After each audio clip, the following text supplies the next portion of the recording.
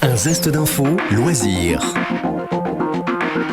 Aujourd'hui avec Thomas Fléchère, on parle de Jim Morrison et des derniers mois avant sa mort le 3 juillet 71 à Paris. Aujourd'hui, on parle de Jim Morrison et des derniers mois avant sa mort, le 3 juillet 71 à Paris. Depuis 69, le monde du rock ne va pas fort. Brian Jones est mort, le concert des Stones à Altamont a viré au tragique, Hendrix meurt en septembre 70, Janis Joplin en octobre. Au printemps 71, après avoir fini d'enregistrer L.A. Woman, Morrison s'envole pour Paris pour y retrouver sa compagne, Pamela Courson. Épuisé, alcoolisé quotidiennement, il veut prendre du chant, des vacances et se consacrer à la poésie.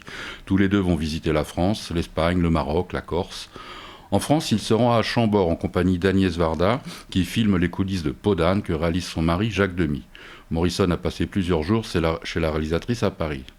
Qu'en est-il de sa mort en juillet ? Plusieurs thèses s'affrontent. La première est que le 2, il aurait emmené Pamela dîner, puis au cinéma. De retour dans leur appartement du Marais, 17-19 rue Beautreilly, ils dansent sur les disques des Doors et prennent de l'héroïne ramenée de Chine par Jean de Breteuil, fils de famille, gros dealer lié à la French Connection et petit ami de Marianne Faithfull.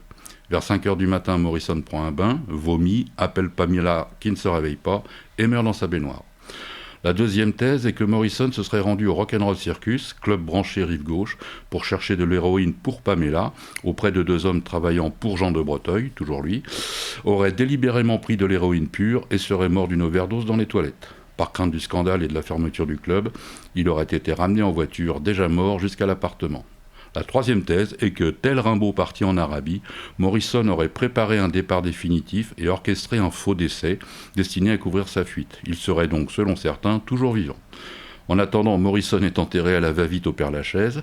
Très peu de personnes assistent à l'enterrement le 7 juillet, dont Agnès Varda, Pamela et le manager des Doors arrivés la veille. Pour l'anecdote, Morrison est mort 2 ans jour pour jour après Brian Jones et son anniversaire tombait le 8 décembre, date à laquelle Lennon sera assassiné en 1980. Vous pouvez retrouver cette chronique en podcast audio et vidéo sur notre site et application Radio Sensation et sur notre chaîne YouTube. Un zeste d'info sur Sensation.